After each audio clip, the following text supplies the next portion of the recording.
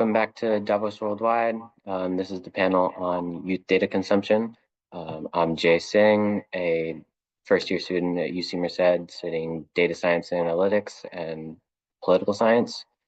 I'm just going to kick this off right now with a question about just social media in general. Or actually, sorry, introductions. Yeah. We'll start this off with, here's my co-host, Calian Fernandez, if you'd introduce yourself. Hey guys, I'm Cal Fernand. I'm a computer science student at Chapman University with a minor in political science. Today we're going to have an important conversation about social media. So just to get started, how about we just all go around, introduce ourselves and what we do, and let's go ahead and start with Tane. Hi, my name's Tanae. I'm from New York, and I am a current first-year student in dental school at the University of Pennsylvania. Right on. Should we move to Anshul? Hi, my name is Anshul. I'm a senior at Chapman University studying business with the emphasis in finance, and I'm minoring in data analytics. Awesome. Should we move to Schaefer? Yeah. Hi, so my name is Schaefer. I'm originally from California, but I'm going to school in North Carolina right now at a college called Belmont Ivy College. My major is currently motorsport management, and I am doing a minor in business. Very cool. And finally, let's end off with Kaina. Hi, my name's Kaina. I am from India. I am in school. I'm in grade 11 right now. All right. Great to have you, Kaina. So, Jay, would you like to get started with some questions about social media and community, or? Sure thing. So the first question is, how has social media impacted your ability to build or maintain relationships? We'll start off with Anshul. I would say that with building relationships, it really does help you stay connected towards everyone, especially with the story feature. If someone's traveling or something, and you see that they're in a similar location to you, it's really easy to schedule meetups. So I feel like it's really easy to see what everyone's doing at the same time. So I think that's one way I really like social media, because it keeps me connected to everyone, no matter what time zone they're in. Kaina? I guess it's got its positives, but it's also got its downsides. I think that it does help you out a lot. Obviously, you get to keep in touch. Like my sister, she studies in Canada, right? So it helps me a lot. Like I need to talk to her every day, like all the time that I can, all the time that I can get. But then there's also stuff like when, for example, if you're sitting in a room with your friends, it just so happens that people tend to, um, I don't know, pay more attention to their phone than they would the person sitting across from them. And I think that's just a little bit difficult to deal with at times. But otherwise, I think it's a lot of good stuff too. Schaefer? Yeah, I would definitely say social media definitely makes either catching up with friends that you already have a lot easier, or even meeting new people, it's a lot easier because Instagram gives you recommendations on people based in kind of your area or people you might know who either go to your college or are around you. But it definitely does have its downsides too. But I think if you're looking to stay in touch with people that you know or try and meet new people, it definitely has it. What am I trying to say? The upsides definitely outweigh the downsides. Tanae? I do heavily agree with what everyone said. I believe that in maintaining relationships, it is probably one of the, if not like one of the most critical ways to do so, in sense that like you're still able to see people process and develop over time. Like people that I've met probably say 5 years ago, I still keep in contact through social media, whereas like it would be much harder through messages, since at some point they might lose your train of thought at some point. But at least like here, as they've said, stories and posts, like they're always in the front of your mind. Cal, what do you think? I just wanted to pick up on something, and just to clarify, Jay, everyone's gone, right? So I kind of was interested by a point that kind of brought up in terms of the fact that it really allows us to connect, regardless of distance. But at the same time, it can be a bit isolating when you're, sitting in a room with your friends and everyone is kind of looking at Instagram Reels. So I guess my question to kind of specifically and to the rest of the panel is, do you feel more connected or isolated, because of social media? And how would you kind of describe that connectedness versus that isolation? And yeah. I don't think it is a comparison because it's really about what sort of a perspective you're looking at it from. At one time when I'm talking to someone I'm Tani said, someone I met 5 years ago, obviously I'm feeling connected if I'm texting them on Instagram. On the other hand, if I'm meeting, say, family that I haven't met in some time and we're sitting in the same room and then we're all busy, getting texts or calls or whatever, that's when the isolation part would hit, because you haven't seen each other in a while and it's still a sort of a priority issue then. That's when it becomes a problem when you're unable to prioritize. I think that's how you need to like work around it because you really need to like we really need to work on like a time-based priority. It's about what is happening immediately is that's what we need to pay most attention to, according to me at least.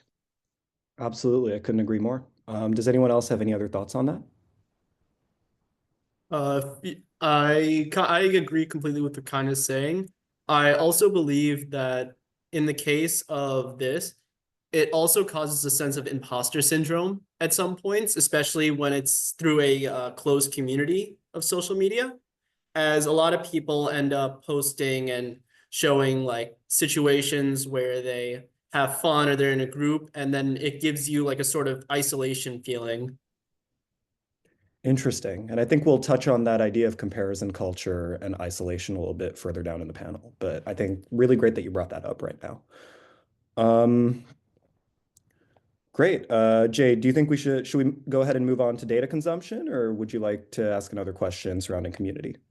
Um, I think just another one on community. So Go ahead. what um what do you guys think the role of social media is in kind of creating a sense of belonging or community? Like, in other words, do you think it's more of a positive impact on how we as a society are kind of grouping in our communities, or is it kind of straying away from the traditional community and creating more of an isolated society?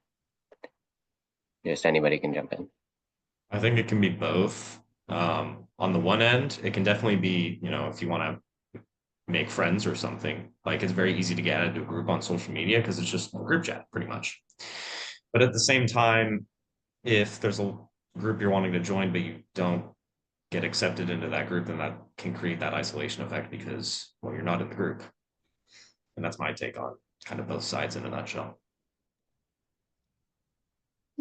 Yeah, I also think that with social media and community, I think it can be a great supplement to like the actual community we experience, but it can't be the only thing that contributes to the community we feel when we're around people. So I think it's great when you want to start a conversation with someone or, initiate meetups, but at the end of the day, it can only be a supplement to real world connection. And I think it's really important that we recognize that. I think I really agree with what Anshul said that it is a supplement. Also, I think that when you talk about community and like creating a sense of belonging, you've got people who live in places where maybe they are part of a marginalized community, and I think social media and a lot of this stuff could really help them connect with more people like them, and that could create a sense of belonging.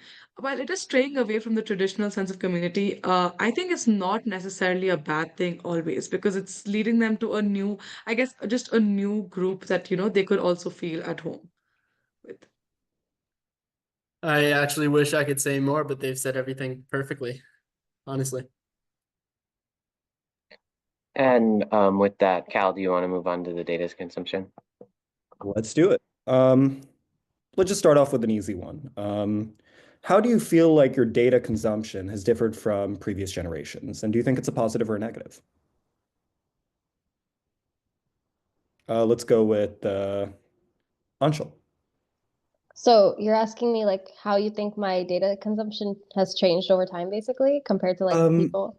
Basically, how has, I guess I phrased that a bit poorly. How has our generation's way of consuming data and receiving information changed from previous generations? And do you think this is a net positive and or a net negative? So basically short form video and ease of information. I definitely think that our generation definitely has smaller attention spans compared to older generations because of how we consume media. If you look at recent data, it shows that a lot of people in Generation Z, especially, get their news from TikTok and Instagram due to the Reels features, and those are short form content. So I think the pros of that is that it's obviously easier to reach more people because whatever goes viral, and people tend to like something that's easy to understand. But at the same time, it also leads to a lot of oversimplified information. And sometimes people don't really feel like inclined to critically think about certain issues. So I think that is definitely the biggest con of that. But on the pro side, it's bringing more people involved in the conversation, and it's pushing people to simplify concepts so that everyone can understand them, not just people with a certain educational background. So you bring up a really good point about democratizing information, Anshul, but I do have to ask, and this is also an open question to anyone else on the floor. Do you think that the short form content has A, kind of robbed our generation of context surrounding the information? And B, what do you think that means for misinformation? And do you think that media literacy is something that we have enough of to be able to quickly identify uh, incorrect information in the short form content? I think in terms of media literacy, I think a lot of the times people focus on key buzzwords or something that, incites more of an emotional response rather than a more logical response. And I think that is one of the biggest cons with short form videos. It's really sometimes a lot about rage baiting rather than actually understanding perspective. So I think that is one thing I will say about short form content. I think that is something that all of us can be better at with media literacy. But I don't necessarily think that is something that only comes from people in a certain educational background. Because if you look at big news networks like CNN or Fox News, I see people rage baiting all the time. So I think sometimes people utilize that as a strategy, and I think there is something that we should definitely be addressing with the way we consume media. Moving on. Anyone else want to jump in on that one? I actually 100% agree with that. I do believe that when it comes down to short form content, a lot of people get monetized and get money from the amount of engagement they have. So they always try to make the most, like, I don't want to say twisted, but like a very eye appealing, or as she said, rage baiting, like sort of real or information in such a way that people want to comment and argue. And that would provide more feed for them, and they'd be able to gain more money. So it's been kind of a reoccurring loop of people just wanting to have more eye-catching and more, like, as they said, rage baiting media just so they can get more money. Right on. Schaefer, kind of, do you guys have any thoughts on this one, or should we move on to the next No, questions? I think they've said everything that needed to be said. Perfect. All right, so I'm going to move into some societal questions in terms of activism, protest, and so on. So I guess the first one, let's go ahead and start with, is after the 2020 Black Lives Matter protests specifically, a debate came up surrounding whether or not social media was a net positive for social and environmental change. Basically, proponents of social media argued that it raised awareness about these environmental and social concerns, while critics stated that much of the social media posts were basically posturing, with people saying that they felt a certain level of empathy towards victims of police brutality and also who did not seek towards environmental causes, but who didn't actually take action, go to the protests, whatever. Right? So what's your stance on this issue? Why? What's the balance? And I guess I will give the floor to Schaefer. Personally, in terms of this, I mean, yes, the awareness part is good. You do want awareness, especially for major, event like that, but there can also be too much awareness in a sense, and social media is very good at giving too much awareness to certain events, which can bring unwanted perspectives per se, or people that may have purposely try and skew a negative opinion for their own personal gain. And I think that's where it kind of becomes too much. So you kind of have to have a balance in a sense, but with social media, it's really hard to have that balance of like, too little awareness, too much awareness. So correct me if I'm wrong, Schaefer. What you're basically saying is that A, awareness is a good thing, but B, the fact that social media, and this kind of comes back to the rage baiting issue that we were talking about earlier, Exactly. because basically the craziest takes get the most amount of Attention, yes. attention, that can potentially screw up this entire process because people will put on bad takes for their own personal selfish gain. Am I reading Yes, that? or because, since some people know that if they say something absolutely wild or absurd, it's most likely going to get the most amount of views, and that they could possibly monetize off that. And people know that. Right on. And do you think people take this rage bait seriously and sometimes take it as actual Social information? media, personally, I think social media has made, especially our generation and older generations too, more gullible to information, especially with, going back to short-term content, because it's really easy to hook somebody with just summarized information. But people, I think, will do more listening rather than thinking, especially with social media, because they just want something quick and easy.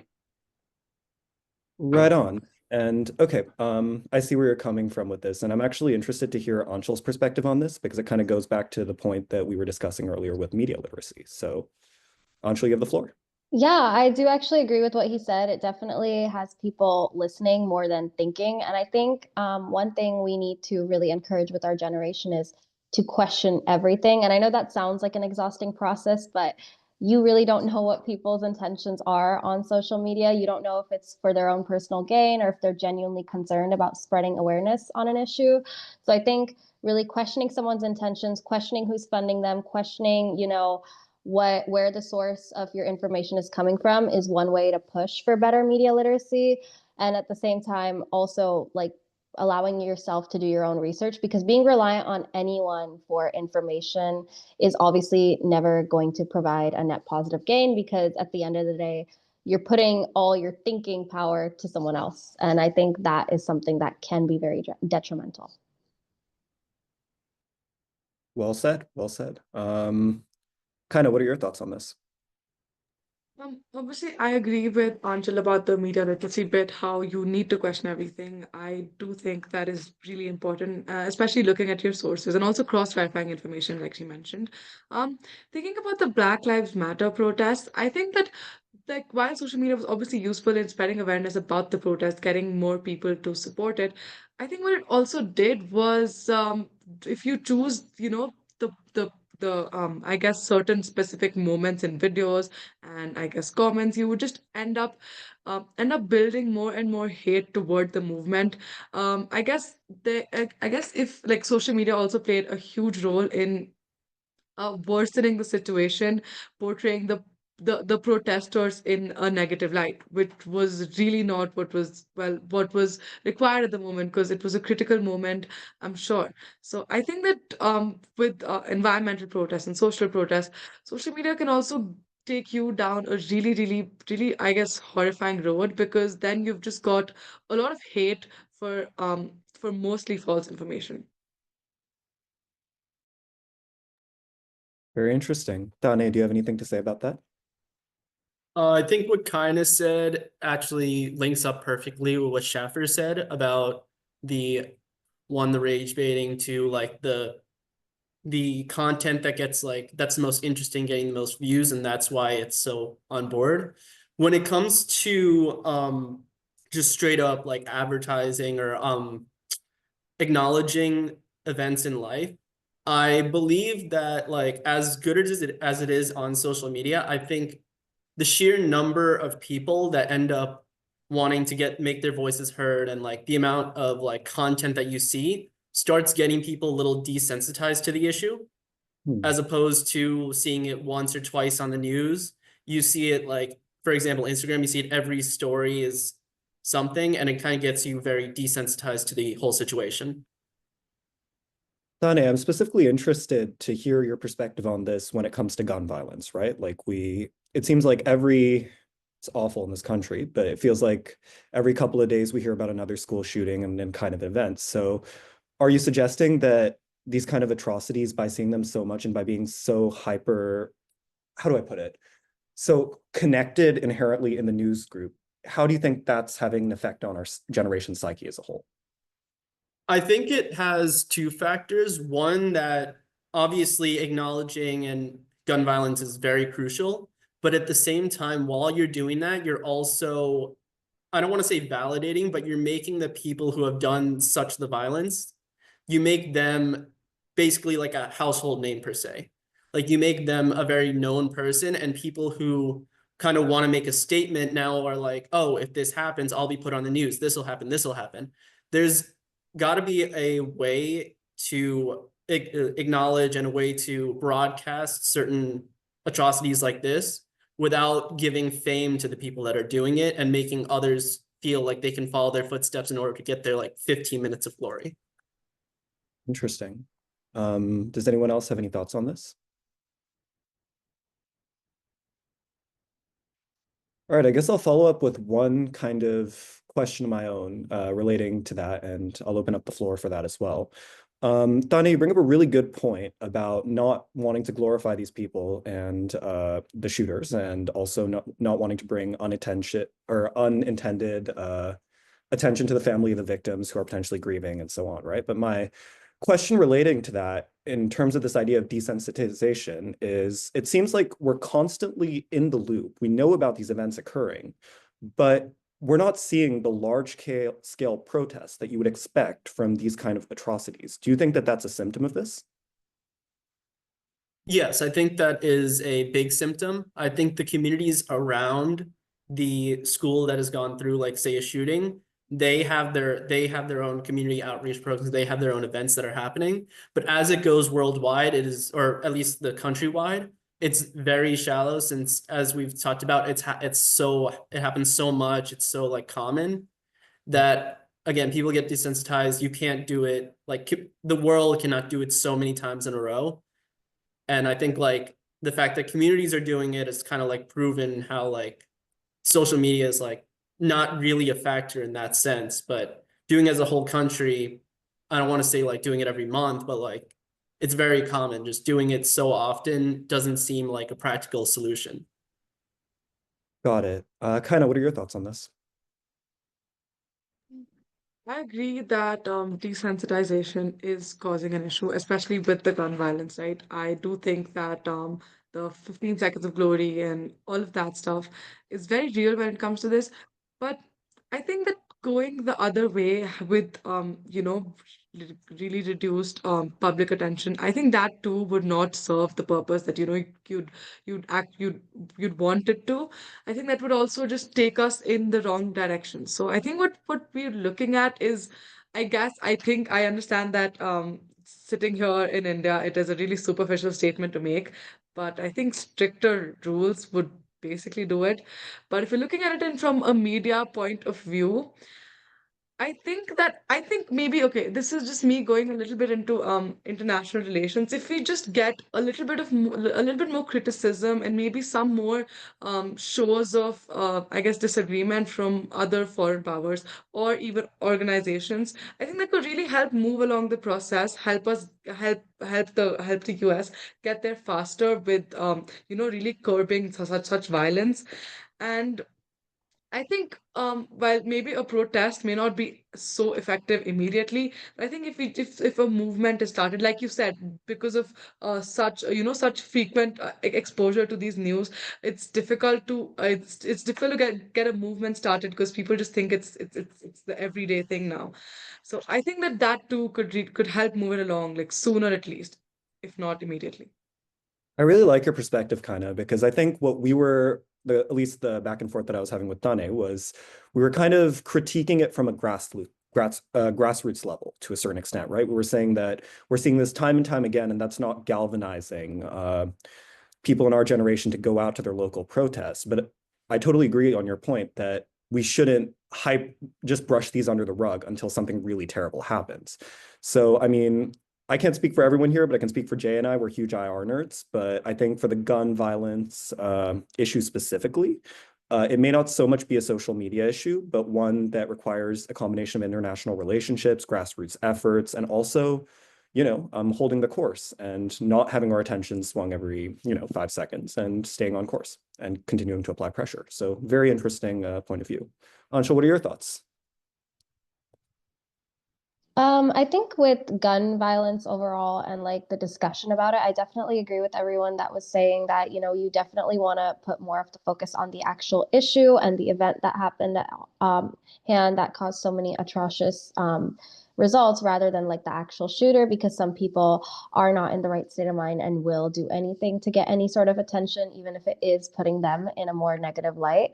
But I also think getting other countries' perspectives on this. I know America has a very like self-centered America first perspective sometimes. So I wonder how open most Americans would be about that. But I think it would be a really good conversation to have, like Kaina mentioned. And I think it would just be really interesting to see how other people would like, tackle on this issue. I think an increased perspective would never hurt. But at the same time, I think Americans just tend to have the America first mentality, so I don't think the average American would be open to those conversations. Got it. Schaefer, any more points? I don't have a lot of points, but I do have maybe a possible, very rough solution in a sense. Going towards the topic of people care more about who is the one committing the action, not the issue behind the action itself. And I think part of the reason the news does that is for the publicity effect that it has. But I think what could happen that would maybe steer people's minds towards the actual issue is kind of doing a half anonymized profile of who the shooter is. So instead of giving out names and stuff, you can kind of give a general description. So that way people, you're not just giving out all the information, because then that just directs everyone's attention towards who the person is. But then if you just give like a half anonymized profile, but then talk more also about like the issue itself, because that's the other thing too.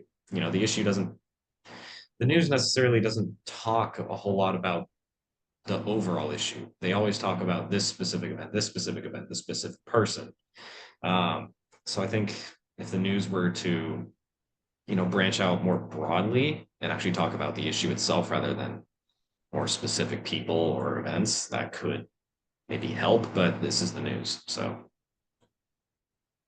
Got it. So just to summarize, what I'm basically hearing from you guys, and I think I've come to the same conclusion as well after hearing y'all's opinion, is social media is an important tool in the toolbox of social change. Now, it comes with some issues such as desensitization, but basically it's very important to continue spreading awareness out of these events.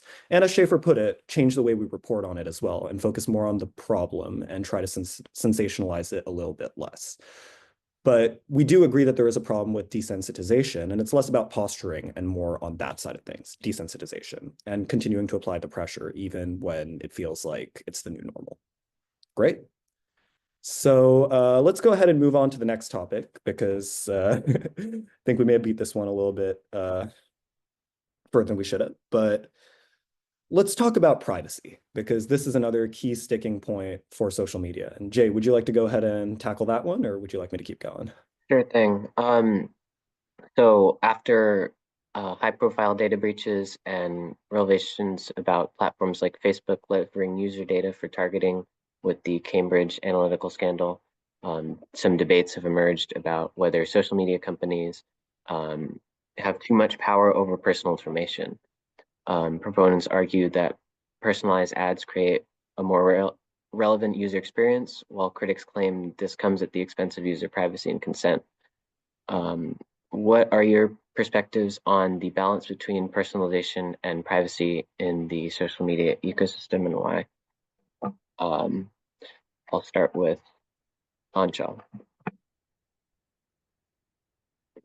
I think that obviously big media companies and like advertisers will definitely be big proponents on, giving people a more personalized user experience, because at the end of the day, they focus more on profits. And I think I understand where they're coming from, but at the same time, I think, like, for example, a lot of people say when they talk about something, a few days later, they get advertisements on it. And I've noticed that too. And I think that to me is concerning because I don't want people hearing all my conversations. And I know that as an individual consumer, sometimes it feels like there's nothing I can do about it. So I understand both perspectives, but I think you can provide a positive user experience without being extremely invasive to the user.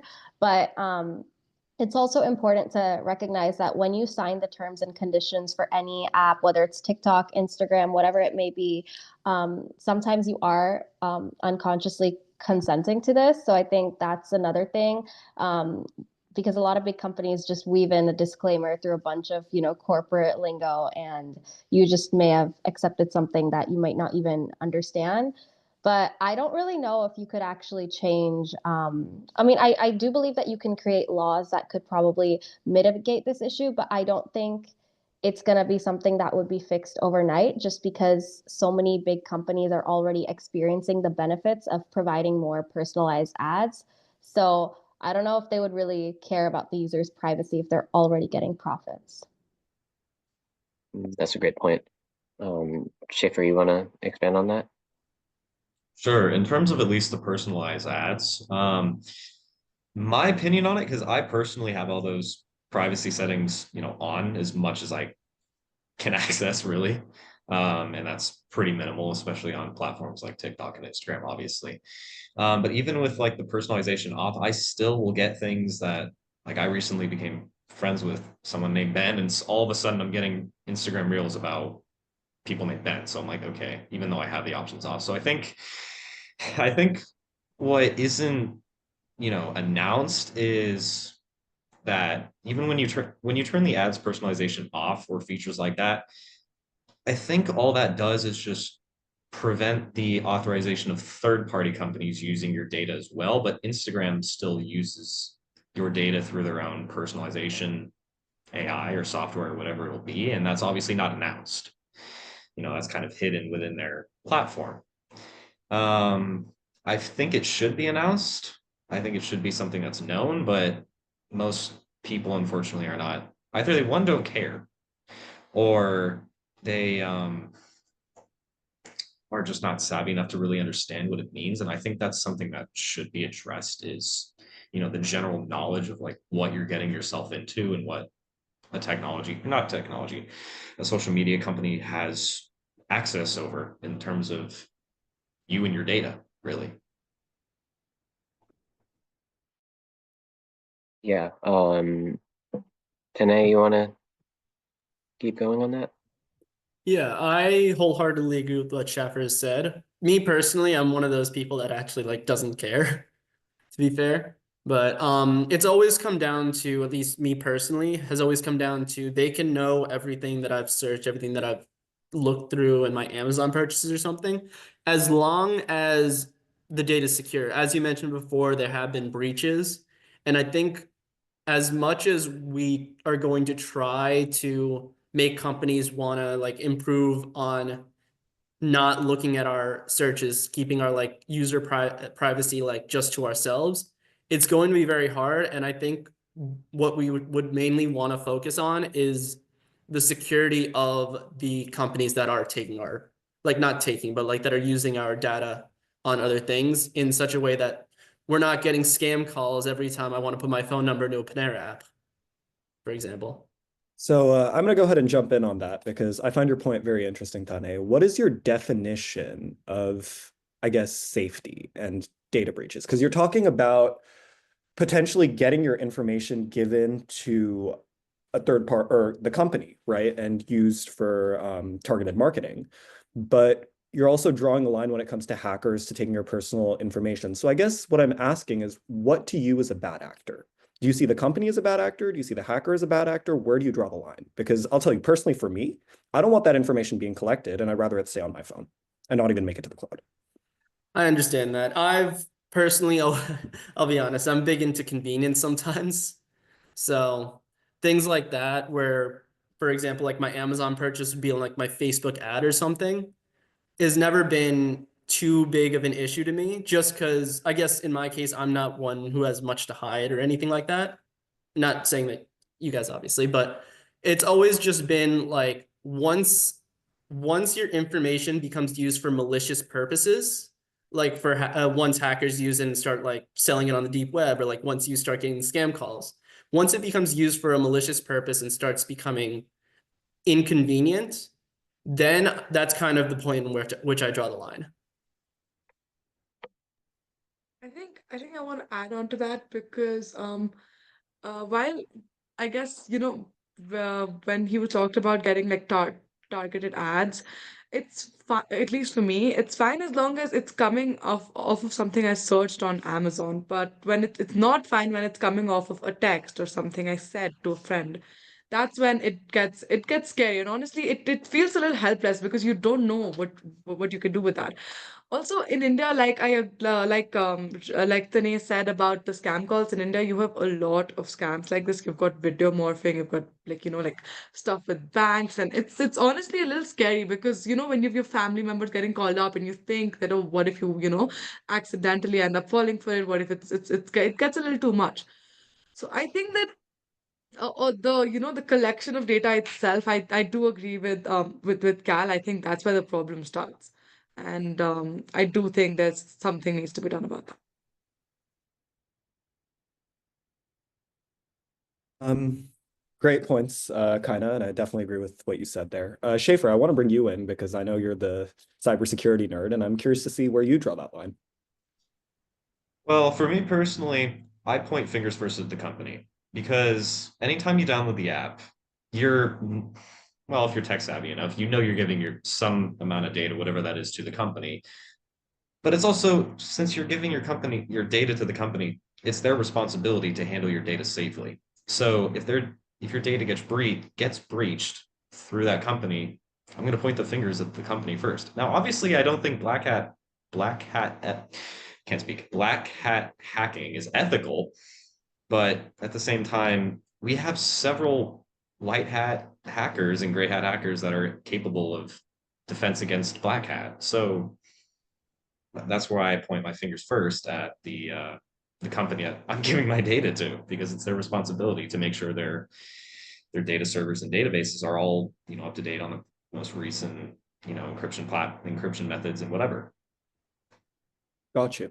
All right. So for you, it's more about what Tanya was saying. The convenience is okay up to a certain extent for at least the broader public, but they better be secure, and that's on them. Yeah. Okay. All right. And Anshul, have you heard from you on this one, or?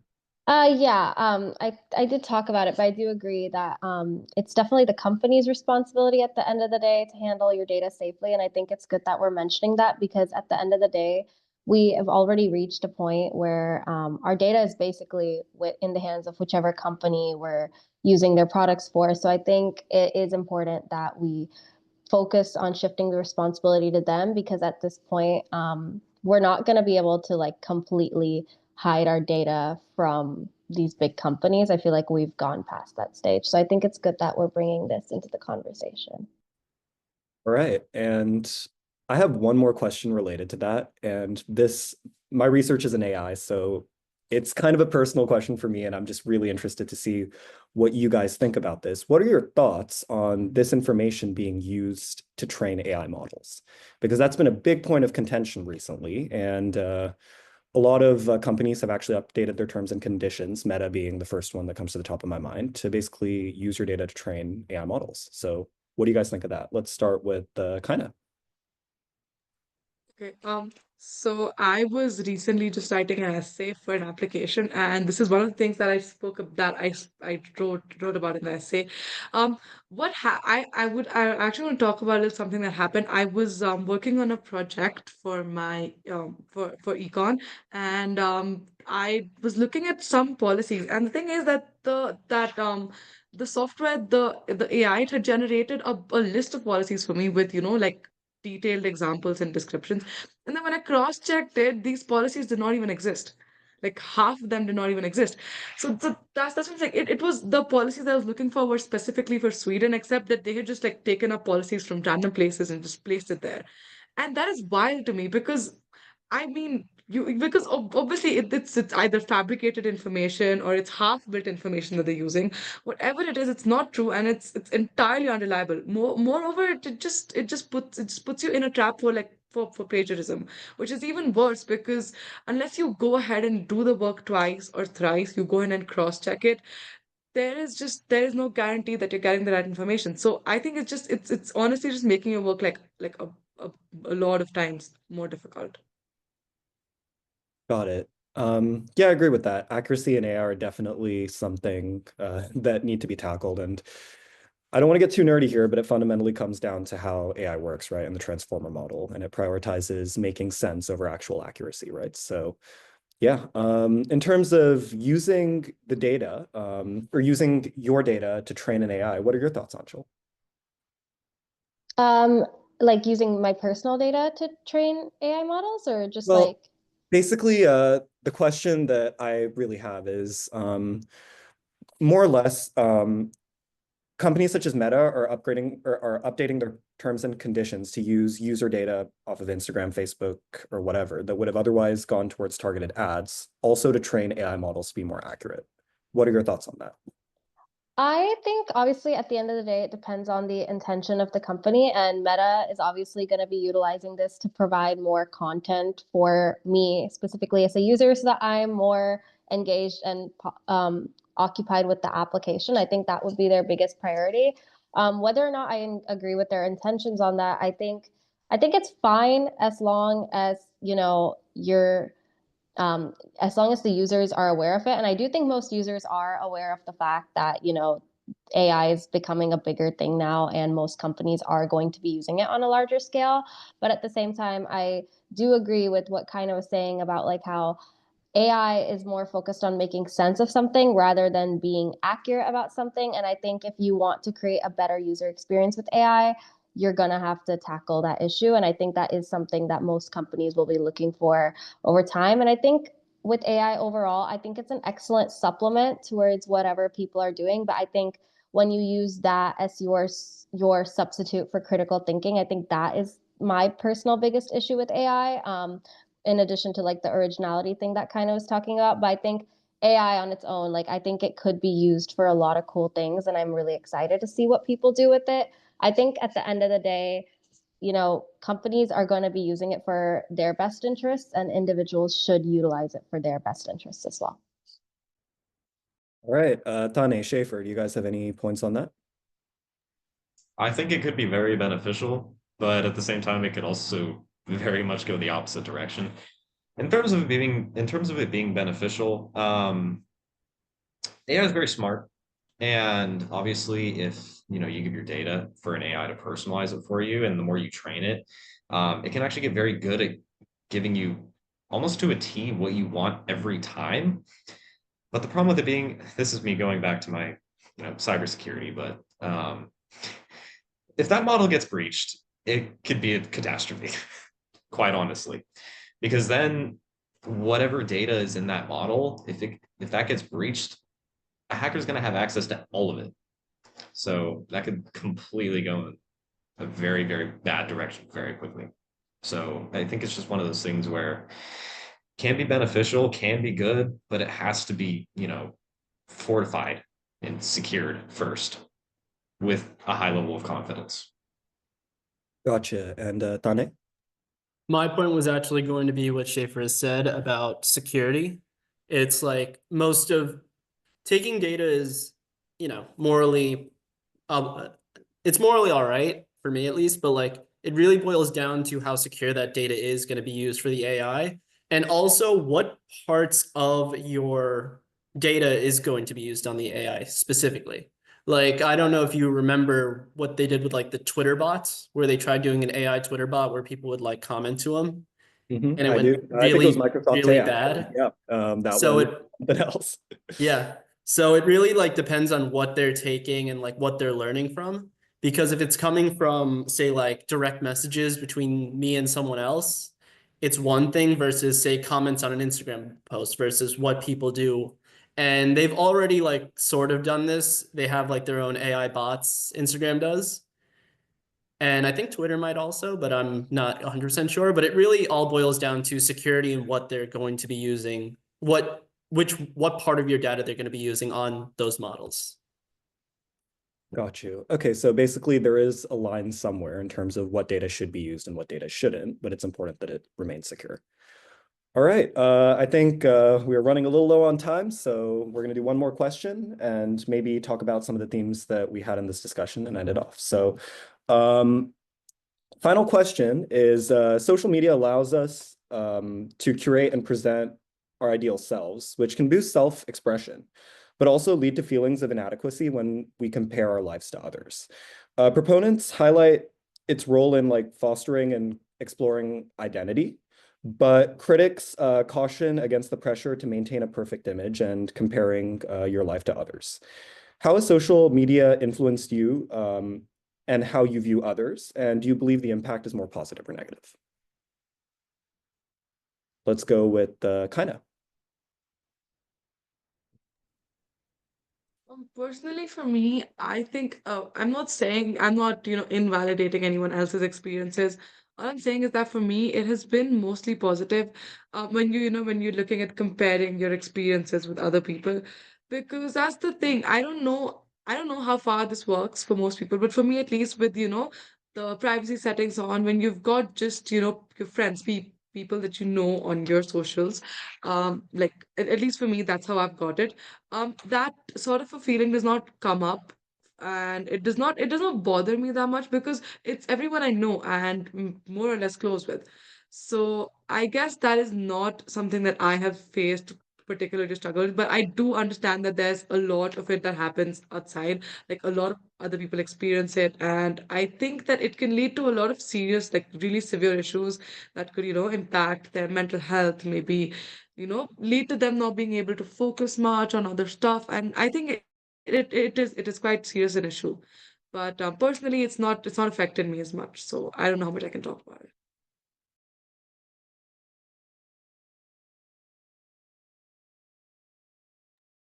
Schaefer, you want to jump in? Sure. There has been some positive for me, but overall, I'd actually go the opposite direction and say there's been a handful of negative. And I probably say that for a solid handful of people, that it's been actually pretty negative, because the problem with social media, especially Instagram, is competition. It's not as much a platform anymore of sharing things. It's more of a competition of, okay, can I get the most amount of followers over this person, or can I get the most engagement or the most amount of likes or this or that? And that definitely leads to a very negative direction. Um, and I kind of lost my train of thought, but that's in a nutshell. Like what I'm getting at is it's become too much of a competition over rather a sharing platform.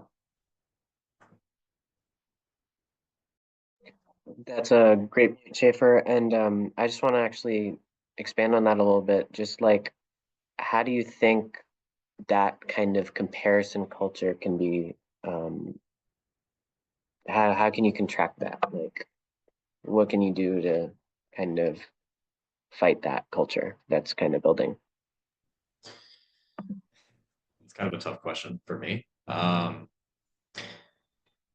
Because social media has already gone in that direction where it is a competition now. It's not a matter of it's going towards it. It very much is now. And I honestly can't think really of too many solutions to make it less of a competition. Um, I mean, maybe you could limit like what your like people's feeds, like get less influencers or limit types of content that would be that would give off kind of a competitive perspective to you. Like obviously, like I sometimes get Instagram reels about people flexing money like this or something, or flexing driving a car or something like that. I guess you could probably limit types of content like that. Um, but I mean, getting too limiting can also not be a good thing. So it's very much a balance, kind of, and that's the hard part, is finding that balance of what to feed and what to limit.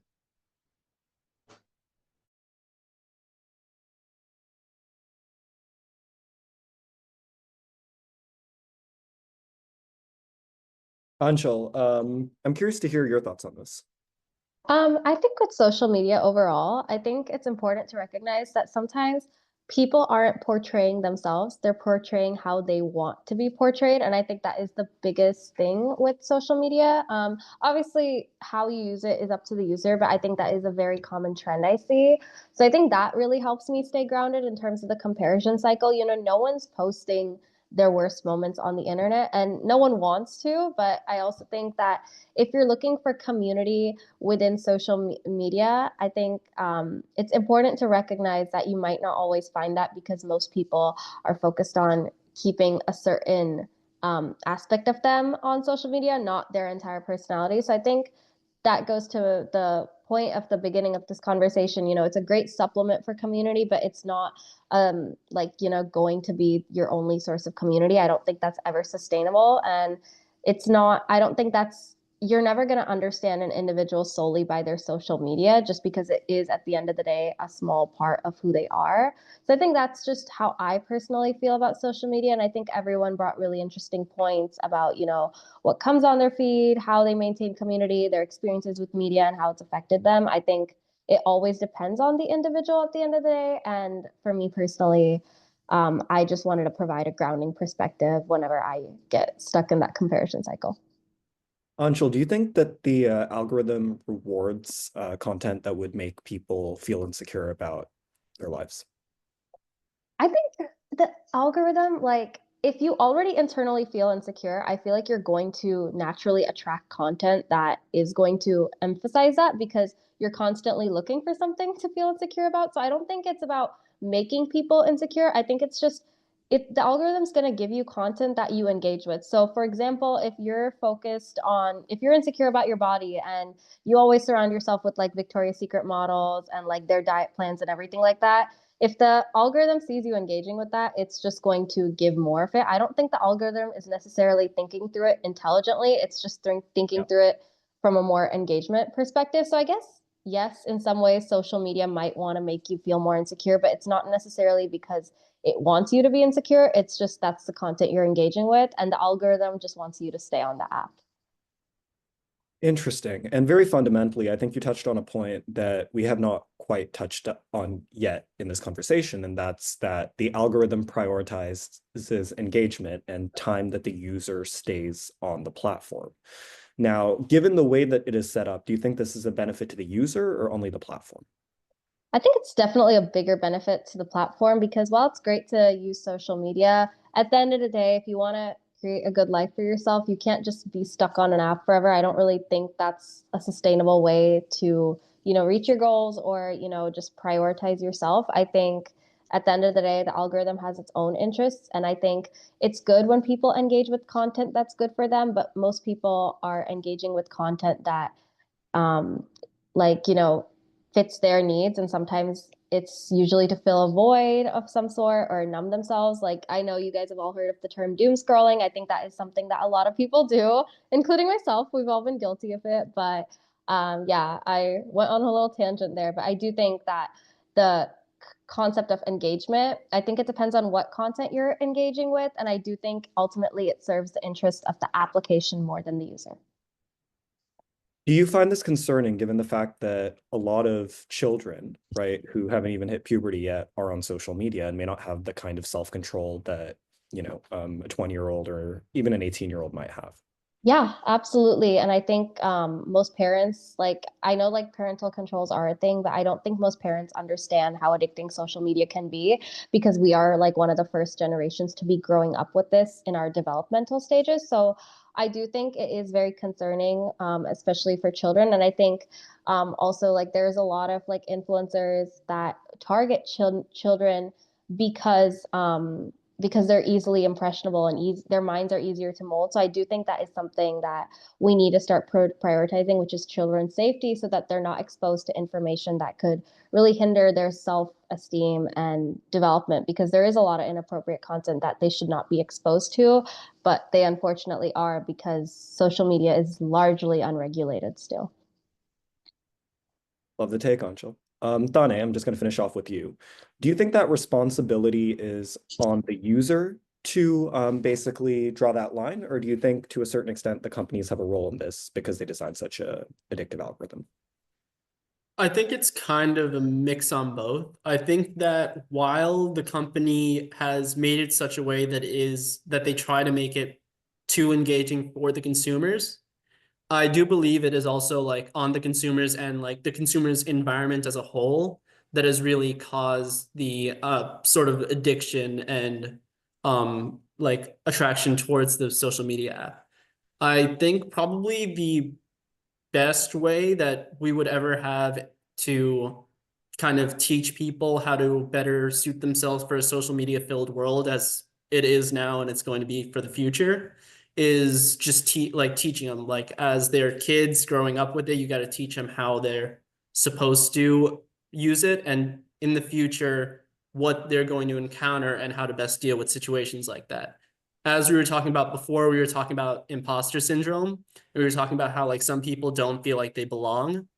And I think it like boils down to the fact that we have to make sure children feel confident and even adults feel confident in themselves that they don't have to feel a sense of insecurity from other people and other feeds from either celebrities or their peers.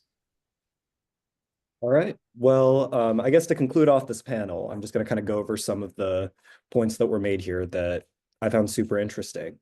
With regards to how we view social media as a community, I think we all kind of came to the conclusion that it's not a substitute for true community, but it is something very interesting in terms of creating those connections and keeping those connections going over a long distance.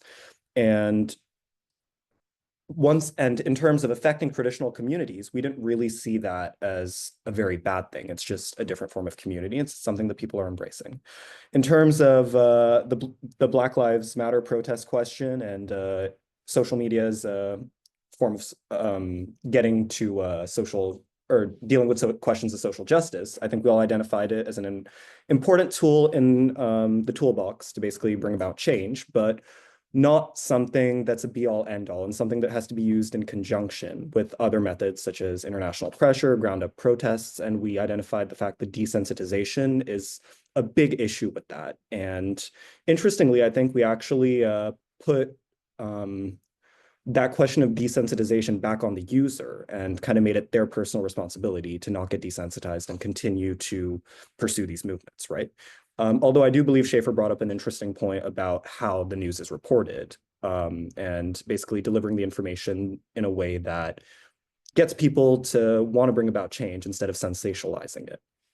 And then in terms of privacy, this is the one that really shocked me the most, but it seems that we're more interested in the fact that our data is secure than actually the harvesting of our data and having it used for training AI models or for targeted ads. I think we've all identified that convenience is key in today's life, and the fact of the matter is it does help a lot, right? If you're doing a search and you find the perfect product at the perfect price, that's not potentially a bad thing. But we did put a large amount of responsibility on the companies to make sure that that data was being treated safely and up to the newest encryption standards and make sure that there's no data breach, because at that point it is the responsibility of the company. And then finally, in terms of presenting the ideal selves, this idea of comparison culture, doom scrolling, and so on, I think we identified that it's a key problem for people who've not yet turned 18, right? But I think once again, we've put a lot of the responsibility back on the individual to make sure that they don't get stuck in this doom scrolling cycle. But I know that Tane mentioned that at the same time, we also have to put responsibility in the hands of companies because they're the ones who built these algorithms in the first place. So I think we've come to some really interesting points about this. And I mean, it was really great to have a conversation. And I know that Jay wants to, summarize this with a couple key points as well. Go right ahead. I would totally love to do that, but we are totally out of time. So I would love to thank you guys for participating in this panel. And thank you to Digital Davos for having us on this panel as well. And thank you guys so much.